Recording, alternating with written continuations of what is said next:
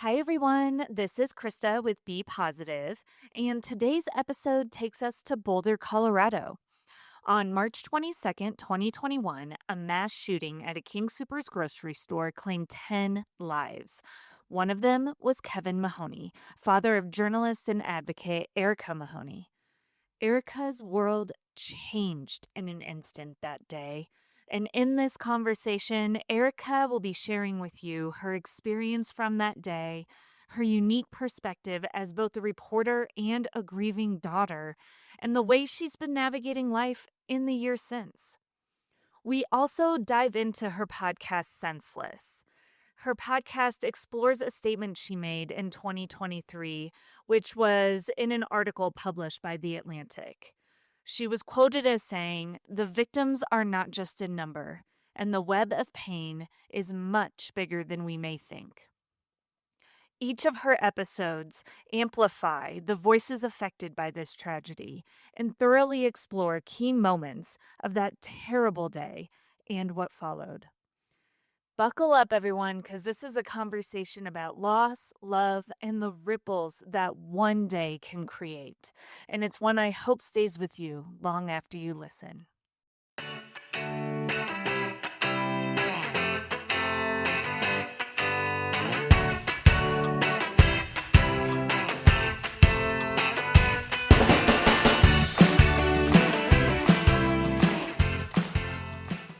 Hi, everyone. I am thrilled to be joined with Erika Mahoney today. I reached out to Erika. I saw an interview on 9 News here in Colorado, and she was promoting her new podcast, Senseless, which there is so much to unpack here with this story, and we will dive into that in a second. But first, Erika is a journalist. She's a daughter. She's a mother. She's a wife. She's a podcaster and also an advocate. And I am so excited to dive into this idea of overcoming senseless things that happen, understanding loss, legacy, motherhood, and everything that just kind of surrounds it, and understanding a little bit more too about her Senseless podcast, which I will not leave anybody in the dark here. It's exploring what happened in the unraveling of the day of March 22nd, 2021 in Boulder, Colorado, at the King Soopers,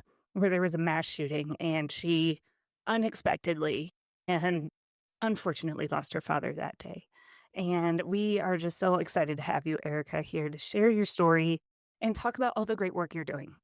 Oh, thank you so much. It's just a reminder to me, like when you say the name of the podcast, Senseless, I love the name because we talk about senseless gun violence all the time.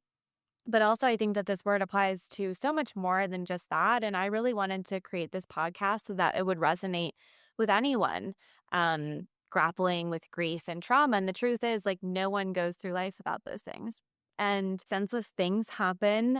And it's particularly hard when they don't make sense. And I think for me, like the first chapter after losing my dad that way, I was living in such a state of denial for so long. And I think that we expect people to get over that stage more quickly than is like reality. Absolutely. And we're going to dive into a lot of your experience as a journalist covering Yeah. a mass casualty event before losing your father, but then also what life has been like since then and your advocacy work and being able to piece together all of these different stories and how people's lives were changed that day. First, let's start kind of take us back to that day in Boulder. What do you remember? What really stands out to you? And what do you want people to know about your experience that day? So that day was just like an ordinary day. It was a Monday. I went to work. I was news director of the NPR station in the Monterey, California area. That week, we were doing a pledge drive. So that's when you go on air and you ask for donations to support public radio.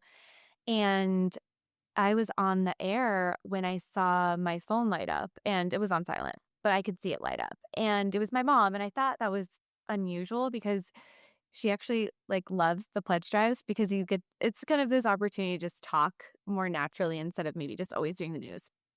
And she would typically like tune in. And so I thought, That's so weird. Like, my mom would never call me knowing I'm on the air, and I couldn't answer. And then we went to a break, and I saw she called again. And that's when I started to feel a little bit worried because, she was calling twice. And because we were on a break, I answered. And I'll never forget what she said. She started out and she said, Ari, like, please don't freak out. I was 6 months pregnant with my first child when this happened. So she was really concerned about just the state I was in. And then she said, there's an active shooter at King Soopers. And King Soopers is the neighborhood grocery store in my hometown of Boulder, Colorado. Mhm. My heart just sunk into my stomach. I first thought, because she was speaking kind of quietly and timidly, that she was inside the store. And so I started to prepare like the final words that maybe she would ever hear because unfortunately 2 years before this happened, I had covered a mass shooting for NPR News, for national news. And so just and growing up in a world with mass shootings, it had crossed my mind before, like, what if this happens and like what would I say? And so I started to say, Mom, like, I love you so much. And I was trying to be strong because it's like I felt like I had to be the strong one in that situation. And then she said, "Oh, honey, I'm not at the store." And I just felt like this sigh of relief. And I remember I went outside and I was like gripping the guardrail, and my nervous system was like going a mile a minute. And then she started to say, like, we're getting all these alerts, we're supposed to shelter in place. And I started to think about who is in the store. I mean, South Boulder is a very tight knit community. And then it took her a while, but she then said, um, Dad went grocery shopping. And at that point, I just felt like I was gonna fall to my knees. For some reason, it didn't cross my mind that he would be there. I think I would have thought she would have opened the conversation with that. So because she didn't, I thought like he's fine, Um, and in that moment, I am being waved back in by my coworkers who have no idea what's going on. They're like, because I was the only one, like, really, I was like the main one speaking, and I'm like, oh my God. So I had to go in and talk for literally 4 to 6 minutes live on the radio. And I remember as soon as it was done, I looked at my coworkers and I told them what was going on. And I'll never forget Paul. He's so sweet. He's like my dad's age. He looked at me and said, "We love you. We'll go outside and take care of this." And that was the beginning of an absolute nightmare. In episode 1, it sounded like there obviously wasn't a lot of information, especially in those first 12 hours. And you've seen the other side of it. I want to say at the Garlic Festival in Yes. California. Was it With like, Gilroy? yes. And so you've been on the side of reporting and broadcasting from press conferences from a mass casualty event. Mhm. But to be someone on pins and needles wondering what the news is going to be, if they're going to release any statements about who has passed, anything about the shooter, anything at all. What was that like for you knowing both sides? Oh my gosh. It was like there's nothing worse than waiting in limbo on the fate of a loved one. And there was so little information. I remember walking down the steps and sitting on the steps and actually like leaning into my journalism skills. Like, how do I find out what's going on? And so I went on to Boulder Police's Twitter account, Mhm. and there was very little. It was something like active shooter situation, PIO, public information officer en route. There was nothing. And I remember I commented and I said, "Did everyone make it out okay?" Yeah. And that ended up being quite a haunting comment. Um, and so I was just sitting on the stairs, and I remember wanting to call my dad, but feeling really worried that if I called him, it would like draw in the shooter. And, that's obviously the last thing you want to do. And so, I didn't call him. And then I saw another tweet, and it was something like scene secured. And I don't know, I just had a bad feeling, and I went to the side of the building and I felt like, okay, if the scene is secured, I can call my dad. And I really It makes me cry now thinking about that because I was, pregnant, like literally crouching behind this bush on the side of the building. And I called my dad and I was really like, please, like, he's like, answer. And when it went to voicemail, I just think, we didn't know, but that wasn't a good sign. Right. So that's all happening within, I'd say, like the first hour. And then I called my boss and he said, go home. And I was so distraught. I couldn't drive. So my husband came and picked me up and we drove home and we turned on the TV. And that was really traumatizing because just seeing my neighborhood grocery store and like crime scene tape like everywhere. There were so many officers. There were like SWAT people on the roof. Like it was so weird. And then I saw a man's body on the ground and it just makes me still like get that sick, nauseous feeling. I called my mom and I said, did you see that man's body on the ground? And my mom said, yeah. And he said, do you think that's dad? And she said, no, it didn't look like dad. And I was like, you're right. No. And so this is like denial, right? Your brain's like watching, I was like, no. But like now looking back, like you could kind of see it was like the same jacket and jeans that he always wore. So that was horrific. And that image really stuck with me for a long time. But again, we still didn't know. Right.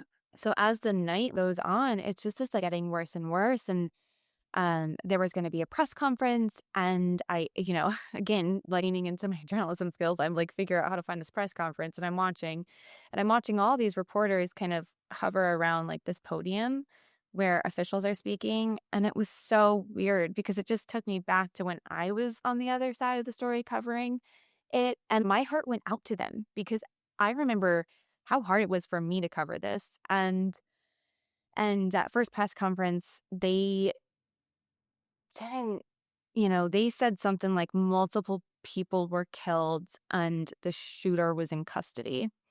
And then there was another press conference later in the night where I think they said maybe that there was 10 people and we essentially went to bed without knowing. And and I'll tell this story. It's it's like a spiritual story. But I couldn't sleep obviously. And I woke up, got out of bed because I couldn't lay there anymore. And I walked into the living room and I was looking outside. This was in California, out the window. There's like a single country road that leads to our house and there were all these trees and the moon was like shining on the trees and I just felt it was a moment of peace after so much. And there was this flash on the country road and it was so weird. And I remember looking at that and thinking, huh, I'm watching to see if this light was a car and seeing was it going to go forward or backwards. And it just completely disappeared. And I felt like it was a sign from my dad saying, you know, I'm on the other side. And it was so, yeah, I felt I was on the other side of the story and then he was on the other side of, whatever realm we live in. Yeah. And then, and then I felt him, I kind of heard him say like, Ari, I'm on the other side now. I'm with Brenda, my aunt who had just passed. And I kid you not, a minute later, my phone rang. It was my brother, my baby brother. I mean, younger brother, but he's always my baby brother. And he's like, the coroner's on the phone. The coroner's on the phone. Dad's dead. And um, yeah, it was like we knew, but until we really had that official word, it wasn't real. And that was 12 hours after everything happened. And to be honest, Boulder police did apologize for how long it took. They'd never dealt with anything like this. There was a lot of fatalities and they wanted to do everything right. And I've come to know them, these officers. So I only have love and respect for them. But I do think that that was hard. And I think, um, I don't know, maybe nothing would have been easier, but maybe not waiting so long. Yeah. And something that stood out to me as you described your reporting at the Garlic Festival in California was you wanted to lead with a particular soundbite with your editor, which was someone saying, "Hey, we never thought this could happen Yeah. here." Yeah. What was his response? Yeah. And Yeah. how do you see it even today? We live in a society now where we're almost numb when these events happen That because it happens more frequently. Yeah. Yeah, that was such a strange moment, that I really think about to this day. So, Yeah, the Gilroy Garlic Festival shooting happened at the very end of their summer festival, and it was a big event for the community. Gilroy's like known as the garlic capital of the world, so I got the call from NPR to go because it was the weekend, and like I was like one of the closest reporters, and I remember rushing up there, and similarly, there was so little information, but I was able to find where the reunification center was, which, by the way, there's like talk about changing the term reunification center because, like, we didn't get reunified, with my dad when there was one set up. So, but anyway, that's what it is now. So we went to the reunification center, and it was in this like covered parking lot that was like where people could take buses to the festival, and I remember the faces of those people just running around, and I interviewed this woman who she worked in, like, the children's area, and, she's and I said, "Did you ever think, like, this would happen in Gilroy?" Because, again, it's such a small, rural, like, community-oriented, kid-friendly place, and she was like, "Never." And I remember that, like, leaving being like, "That's the soundbite, that this woman never thought that this would happen here." And when I brought it to the editor, who I'd never worked with, it was like an overnight producer working from DC. She said something to the effect of like, everyone says that nowadays, like implying that it was like a cliche soundbite. Yeah. And it really kind of hurt me in the moment because I was like, you didn't see her face. I was there. And like, that actually is a real reaction. And how sad that at this point we're trying to think of something fresh. Like, I don't know.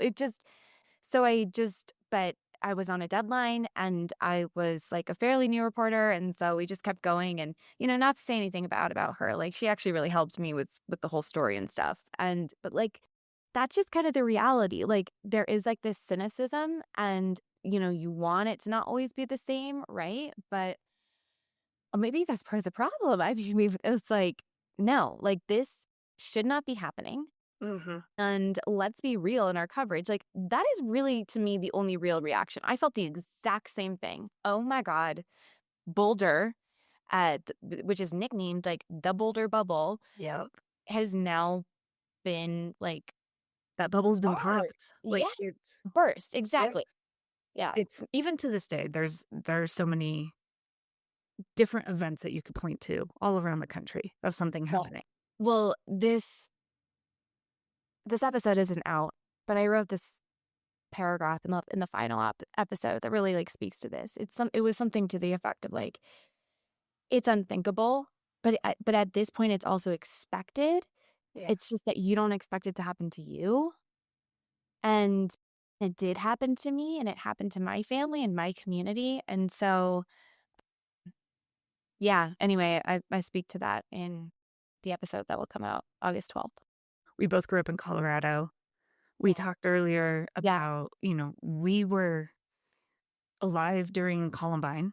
Yeah. You had the Aurora Theater shooting. Yeah. My former high school had a shooting in it. It Yeah. does feel like there's this element since we were kids Yeah. where you've been brought up to be on the lookout. Yeah. Yeah. You and your brother talked about that a little bit too on the episodes for Senseless. How do you view, in terms of advocacy, in terms of change, what needs to happen? Yeah. That's a big question. Yeah. Yeah. No, 100%. Well, and just add to that. So I was recently interviewed by a reporter at a TV station, in the Monterey area where I used to work. And he and I were talking about how he also remembers Columbine. And what he remembers was that the teachers came in and said, this happened. And I think they were dismissed early. I remember being dismissed early. I was in third grade. And so you must have been, I think you were in fourth I grade. was 6th grade. Sixth grade. Okay. I don't know if we got dismissed early. I was at middle school, so it was like 5 miles away. We weren't on lockdown. That's so close. And we rode the bus home, and I just remember my mom was still at work, but I was at home. And yeah, it was so weird. It was so weird. And I think nobody knew how to handle it. And so what this reporter remembers the teacher saying was like, something really bad happened, but this will never happen again. And it's like, it was just the beginning. Yeah. And now here we are as moms knowing, my daughter's she's going into preschool, but that she'll be doing like these active shooter drills. So, how do we get here? How did we get to this point? And, how do we stop it is such a complex question that I think deserves like complex solutions.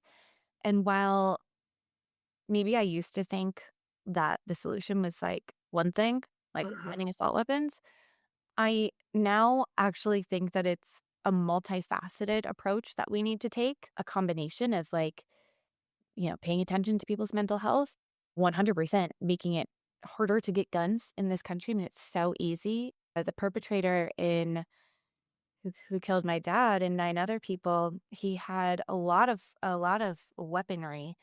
One gun he bought from grabagun.com.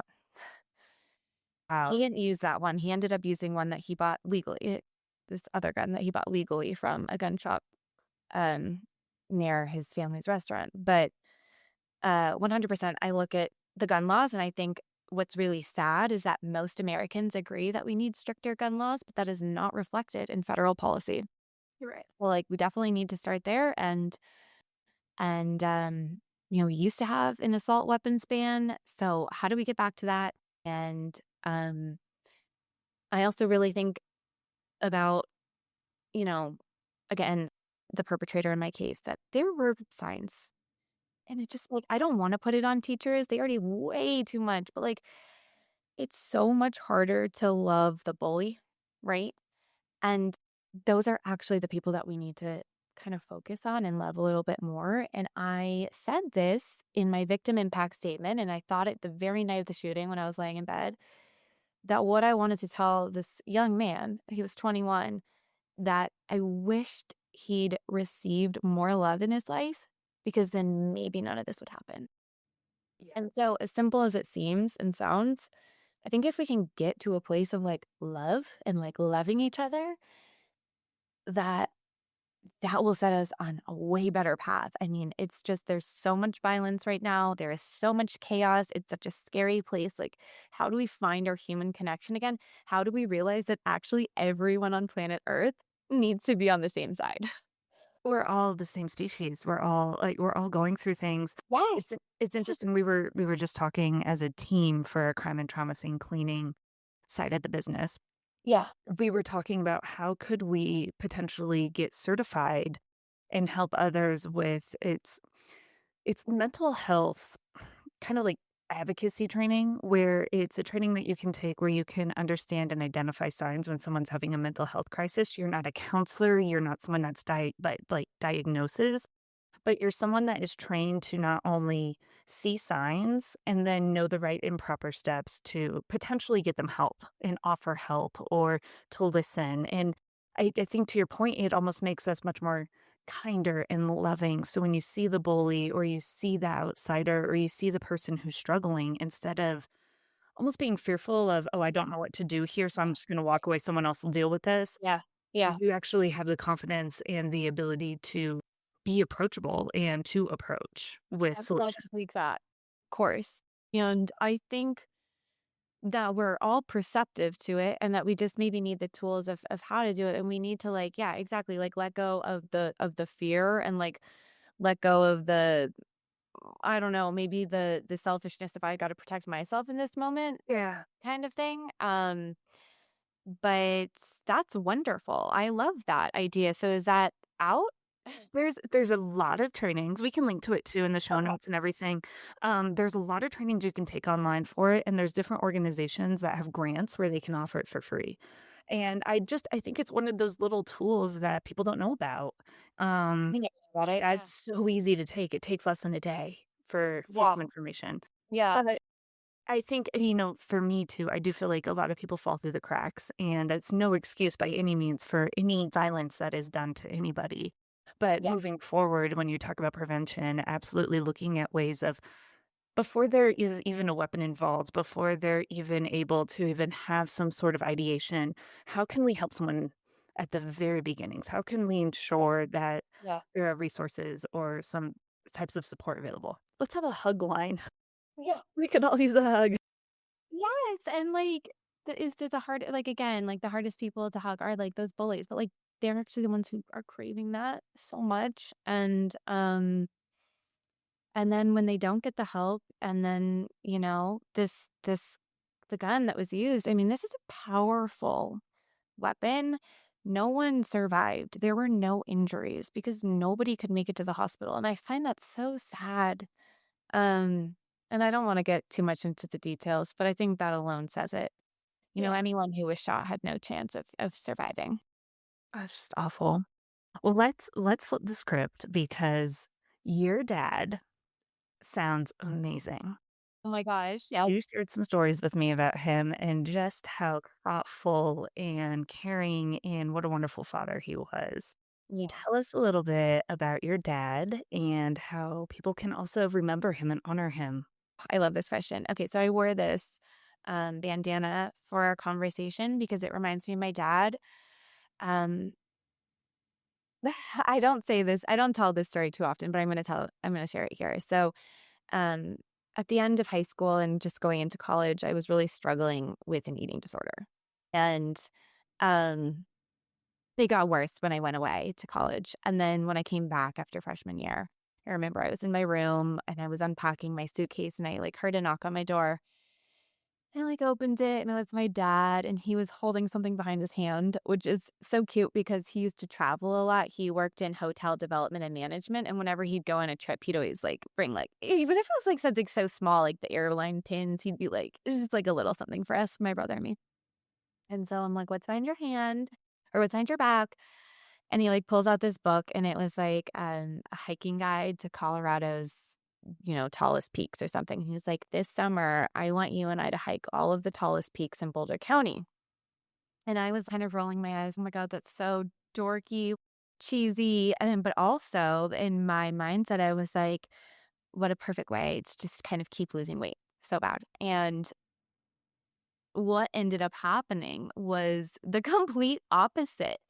We started out on this um, hiking trail right behind Chautauqua. It's so beautiful. And we were hiking and, I could barely do it. It was such an easy thing, but I was so weak. And then he pulled out this lunch. And I remember thinking, oh my God, like I felt mortified because I didn't want to eat it, but I was also so hungry. And we ended up sharing this meal together and like connecting and like looking out. And it was the first of many hikes that we did. And we ended up with a 14er. And over that time of just being with my dad reminded me that being strong matters more. It gave me a new perspective of like what truly matters, literally being up in these mountains. But I just think it was such out of out of the box creative solution to this thing. And so that's just one of many examples of who he was. But I mean, I would wear this bandana a lot when we were hiking. I shared the entire story with my husband because my 9-year-old, I'm like, one day she's going to have questions about body issues. And I just thought, how great is it? It's so hard to have a conversation, but he just physically, creatively, and all of it created a way for you to experience health Yes, and strength exactly. Health. and Yes. time together. And he found a way for you to get there yourself Right. without someone coming in and being like, okay, here's pamphlets, or here's what you need to do, or we need to talk about your body. Like, how mortifying would that be? Your dad sounds incredible and so thoughtful. I later found out, like, after he had passed that, like, he had kind of, like, consulted a couple, like, people to try to figure out how to help me. He was so great, like, he showed up for me there, and then, as I mentioned, he traveled a lot for work, but he still always showed up for, like, soccer games and my swim meets, and, like, I was a choir kid. All my choir concerts, and he was funny and genuine and hardworking. I'm collecting all these voice memos from people that loved him, like his family and his coworkers, and like they all say the same thing that like he was just like funny and always had this mischievous smile and I don't know, he made things easy, if that makes sense. He was just like light and I really kind of miss that energy because for my family, I always say, okay, we were a family of four, so we were like a table. And then when he was killed, we were like a table with three legs trying to stand up. Yeah. And and I miss that energy. He was just really a grounding person. Another thing I will say is that, as you know, he loved hiking and he loved skiing and all this stuff, but he hated litter bugs. And so every time he would go hike, he'd be like, if there was trash on the ground, he would pick it up. And in one of the very first interviews I did, actually with Nine News, It was with Kyle Clark. with Kyle Clark Yep. on the week of the shooting, he asked something like, "What can we do in honor of Kevin?" And I said, like, "Go for a hike." As you know now, I said that, the whole story. And my mom said something like, "And pick up trash along the way." And, so if anyone's listening and they wanna go do that in honor of my dad, and, you know, I had for the podcast, I interviewed Representative Joe Neguse, and that was something that he always remembered about my dad, and he actually kind of likened that metaphor to gun violence. My dad's not out there wanting a thank you, like, he's just doing it, and the problem feels so big, but, like, little things that we can do matter, so. There's another thing that you mentioned that people do, and now I'm doing it because it's like a weekly thing. You go to the grocery store and you return a Yes. shopping cart. Yes. You return a shopping cart, and your dad, he was out front returning a shopping cart. Yeah. And how I mean, there are people that come and they have to grab them, but how many of us just, like, put it in between a parking spot, or we don't even use the cart bins? Like, and your dad, he was returning his shopping cart. He was out. He paid for his groceries. Yeah, yeah. And so that's Yeah. something that I've been doing because I definitely with the litter and hiking, I love that, especially being a Colorado native. We have a lot of people Yes. here now, Right, that tracks. what is it? "Leave nothing but footprints, take nothing but memories," is kind of like the phrase I grew up with. And so, but returning your cart. Yeah, yeah, so what happened, just, like, for context and background was, you know, my dad was walking out of the store probably around, like, 2:25 in the afternoon, and he, had a shopping cart with his bags, and he had gotten some coffees, from the Starbucks. He, like, loved their coffee, and he was, you know, heading to his car, and there was actually a woman walking out of the store behind him, and she didn't have a shopping cart, she just had all of her items in her arms. And because this was still COVID, she was, like, walking, like, really close by my dad, so she's told me this story. So her name's Jenny, and Jenny Jacobson, and she's in episode 1, and I love her. She's my earth angel. But anyway, she said that my dad, like, looked back and was like, you know, "What's going on?" And then she was like, "Oh, okay, I gotta slow down. I'm in this guy's, like, bubble or whatever." Yeah. And then they go and they're literally parked right next to each other. So she's like, "Oh my god, he thinks I'm, like, following him at this point." And then they're, like, putting their bags in the and at some point, my dad hits a button on his car, and it is the automatic closer, and she said something to the effect like, "Ooh, fancy." And she had, like, a manual closing, and that made my dad just laugh, of course, because that's who he was, and look up at the sky, and that was this simple, funny exchange, and then Jenny got into her car, and my dad went to go return his shopping cart, and then the gunshots rang out at 2:29, and so, you know, he tried to run, he ran far, and, he tried to live, and he fought for his life, but he really didn't have anywhere to go in the parking lot, and all that to say, it was so hard when we finally got his car back because the groceries were still in the trunk, and it just felt like he was so close from Yeah. getting out of there, and also it was like, man, if he had just been a bad Samaritan, Shoulda just broke the rules.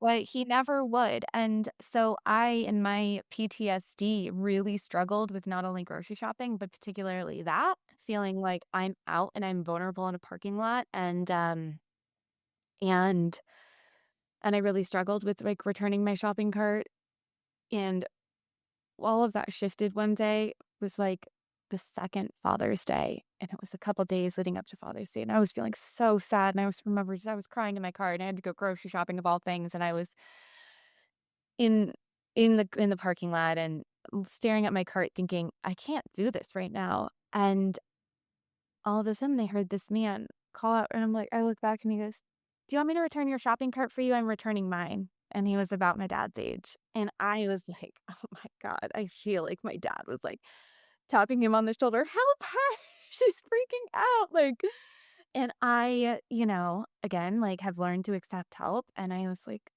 thank you. Like, and I think I said, you have no idea how much this means to me right now.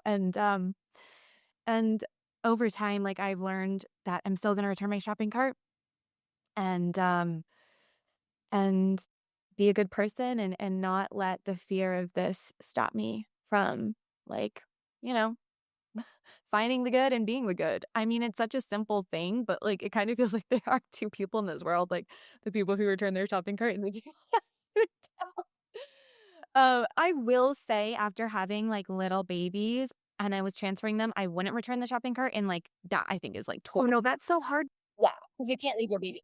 At the end of a lot of these shootings, everyone's question is what happened? Why? What do we do to prevent this from moving forward? And she actually used the term senseless Yeah. in her statement.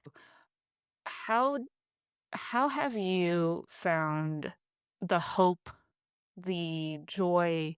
How have you overcome grief through all of this in the last 4 years? And what are some of I guess what's some advice that you can give to people who may be going through some really deep grief right now, but then also for people who are looking to help somebody?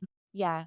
Yeah, and just something you said reminded me that when I was, like, reading the news or trying to figure out what was happening in those first 24 hours, it really bothered me because so many people on that Twitter were like, "What's the motive?" Or, like, that's, like, the first question that reporters ask, and rightly so, of course, but from my position and where I was like, "The motive does not matter," Yeah, right? you If lost this your dad. happened like, where's my dad? Is he alive? Like, can we focus on those people first? On the victims first? And oh, that really bothered me. It still kind of bothers me, but I also can put on my journalistic hat and be like, okay, yes, obviously knowing the motive matters, but maybe it doesn't matter to know so quickly. Like, maybe we should be focusing on, how Well, you many. never get the answers right away anyway. Like, they wanna answer it for the public's interest. That simple. Yeah. There's so much investigation time that's Right. gonna be needed years of before you may even know why. So to ask it right away, it's actually like a false question in a lot of Totally. ways Yeah. because you don't know. You're not gonna know right away. Yeah, like, maybe if they left, like, a note or something, Yeah, or a maybe, but manifesto, whatever that looks like. still, like, the police aren't gonna come out with that information until they've, like, verified and fact checked that themselves, so, I don't know, maybe that is something that we could talk more about in the journalism world, like, what are the questions that matter first to ask, Mhm. and then what are the questions that come in time? Yeah. So, this was truly senseless, they The investigators, I mean, they worked tirelessly, the FBI worked tirelessly to try to figure out, like, why this King Soopers. Um, Okay. there is nothing he had made a list of, like, big box stores and kinda some, like, I think, like, bars in Boulder where people are, so it was felt, like, really random in that sense, like, the location, and everything, and so they could never find out, and he didn't say anything, he didn't speak that much, so, um I think that was hard, and so for years, I wanted answers. Why did he do this, and why did this happen to us and me and my family and our community? And as it became clear, we weren't gonna get those answers. I had to learn acceptance, and accepting something like that is really challenging, Yeah. and I think that anyone who if you lose a loved one, to, whatever it may be, a car accident, cancer, acceptance is really hard. But I will tell you that from where I am now, maybe knowing why wouldn't even matter. And like, we can't change the past, but we can live in the moment and we have agency to live a good future. And healing takes time, of course, and it does take work and grief demands to be seen and addressed. I just really brushed all my feelings under the rug for a long time because my daughter was born like 3 months after this, and it just spilled out sideways. Yeah. I think that it's really scary to, like, think about going to therapy and, like, facing all of these things, but you can't go around grief. You have to go through it, It's like that children's book, like, We're Going on a Bear Hunt. Um, something the message is, like, you've gotta go through it, essentially. And Yeah, that's there's all actually these really obstacles in the family's hike, like, there's a river, there's a field, there's a cave, and then there's a scary bear at the end, and then you all run and you make it. yeah, so you have to face it, right? And you have to go through it. And going through it does not mean, like, faking it and putting on a smile and trying to be happy. Going through it means, like, accepting that you are going to feel terrible and bad and sad and mad and all of these things, and, like, to feel those is, I think, so necessary. I think one of the scarier feelings is, like, numbness. When you get to a place of numbness, it means, you know, you can't feel the lows of life, then you can't feel the highs. And, um, for me, losing a parent and becoming a parent at the same time, navigating grief and joy at the same time was really difficult. But my therapist said something so simple. She said, two things can be true at once. You can feel happy and sad at the same time. You can still, like, love your life and feel really sad and mad that this happened and that your loved one is not here anymore. But yeah, it's so simple, but it's also so, like, meaningful and helpful. And all that to say, the one thing that has truly kept me going all of these years later is something my mom kind of started to say on the first day. She said, "If dad is gone, we will figure out how to carry on because that's what dad would want us to do."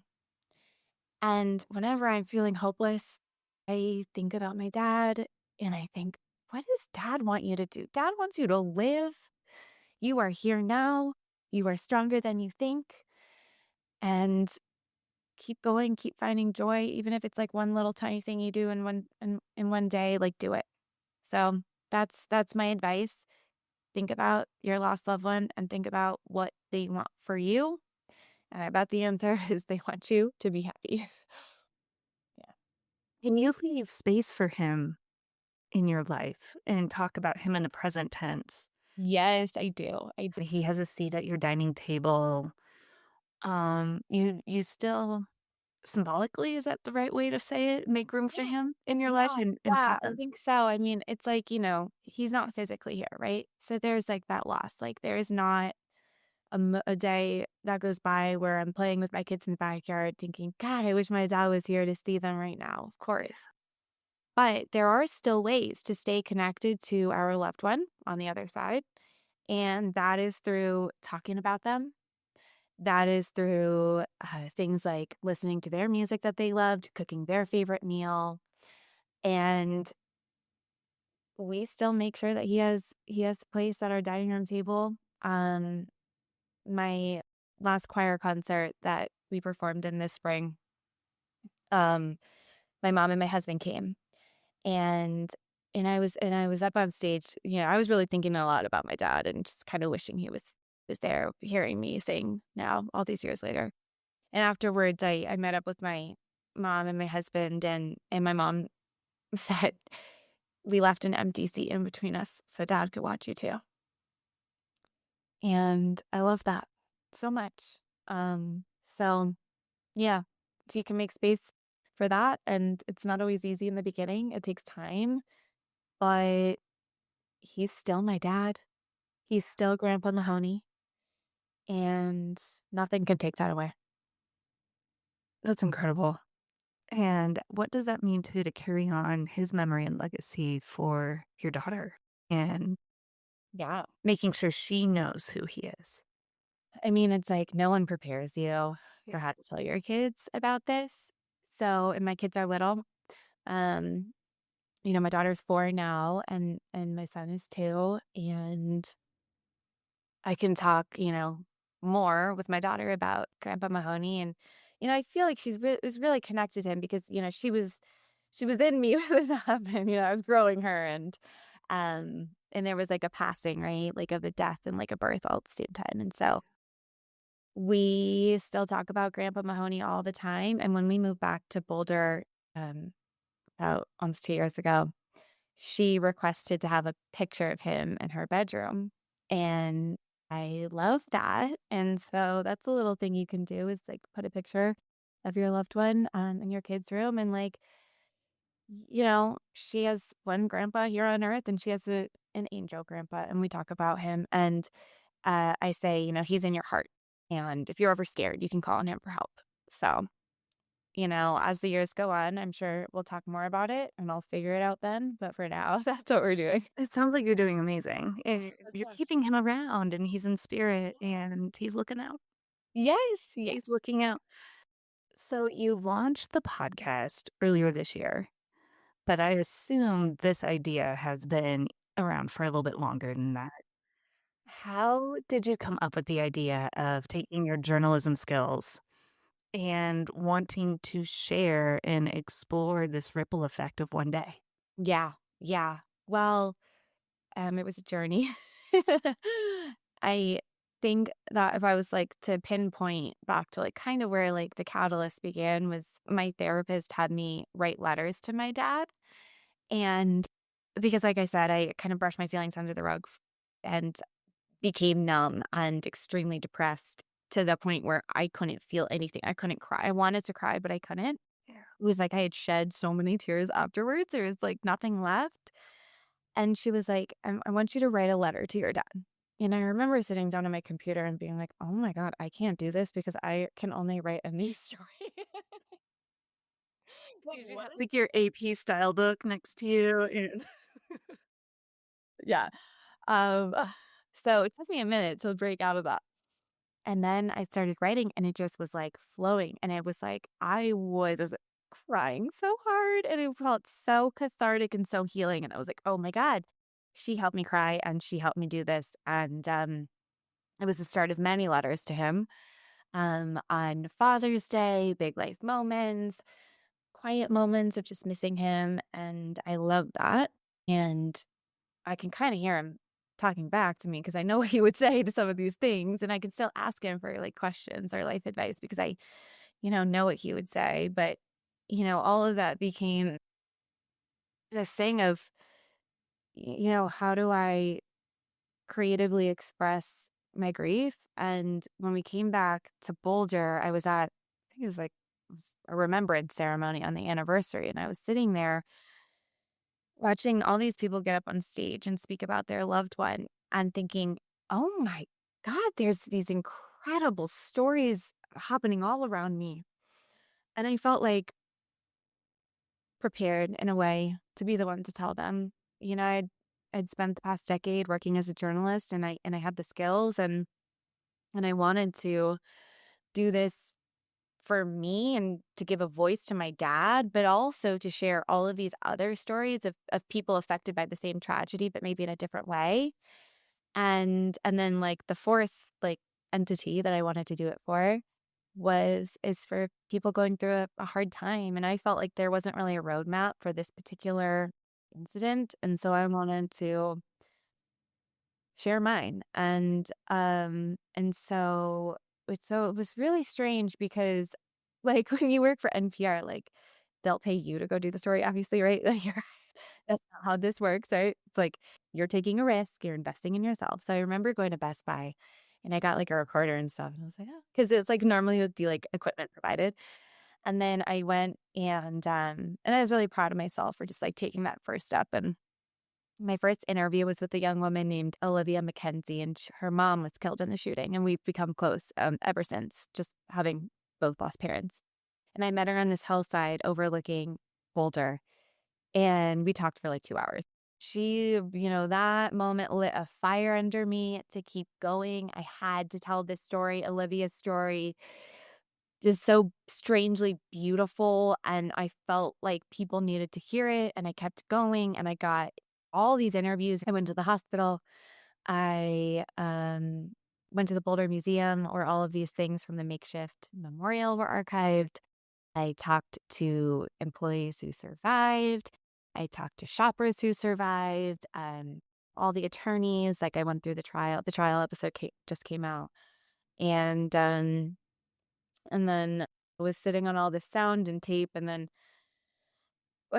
thank goodness my editor who hired me at the NPR station in California kind of emailed me and said, what are you up to? Do you need help? And I was like, yes, I do.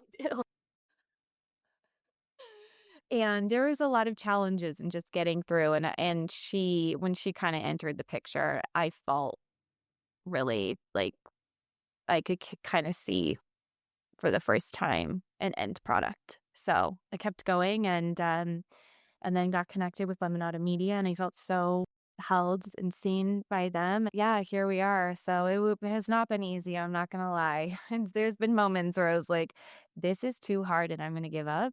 But I'd always wake up the next morning and be like, "No, you're not. You've Keep come going." too far. Yeah, you can't go back now.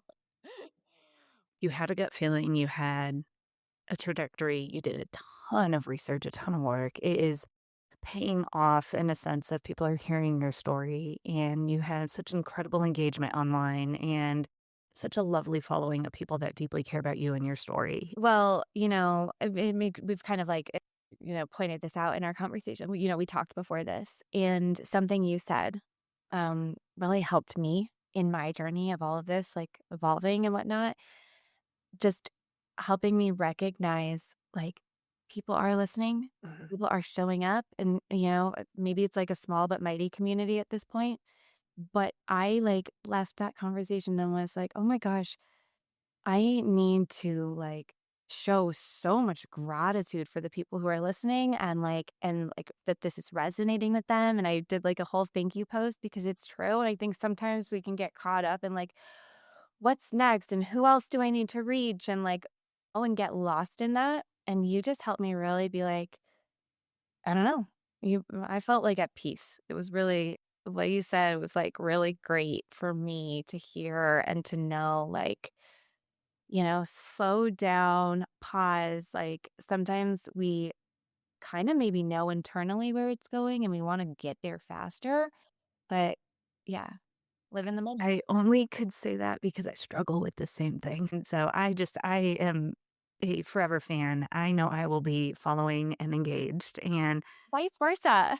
Was and you know what else I did after I or this is yeah, it was after our call. I wanted to take a moment and be like, here are all of the things that I've learned so far this year. And at the very top of the list, it was like, be a cheerleader for other people because I know how much work goes into this. Mhm. Um, and yeah, just how can we all I think it kind of circles all back to like love and supporting each other and letting go of those kind of icky things like competitiveness and comparing and like, why? you know? There's space for everybody, everybody's opinions, and we're not all the same. So we should champion each other. I love that. Yes. So, where can people follow you? Where can people stay tuned to find out more Yes. and also listen, obviously, to the podcast? Okay, so my Instagram is Eri_Mahoney, Mahoney, and my dad called me Eri, and so that's like my nickname that I love, and my mom did too. And then in terms of the podcast, it's like available at all major streaming, Apple, Spotify, Amazon Music, and pretty much if you just want to go into Google and type in "Senseless" with Erika Mahoney, hopefully it comes. It'll show up. I've done it. It'll show up. Also, I just figured out how to do like type in the comments, type this word, and then now it's like sending people directly the link. So you can just go into like any post and type the word senseless and I'll send you the link.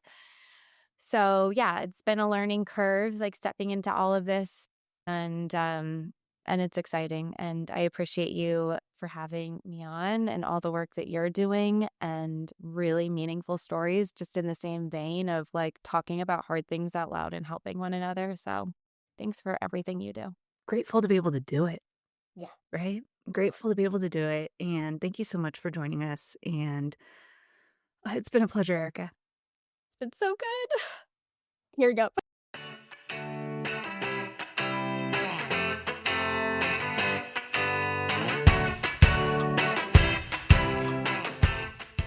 Thank you for listening to this episode of Be Positive.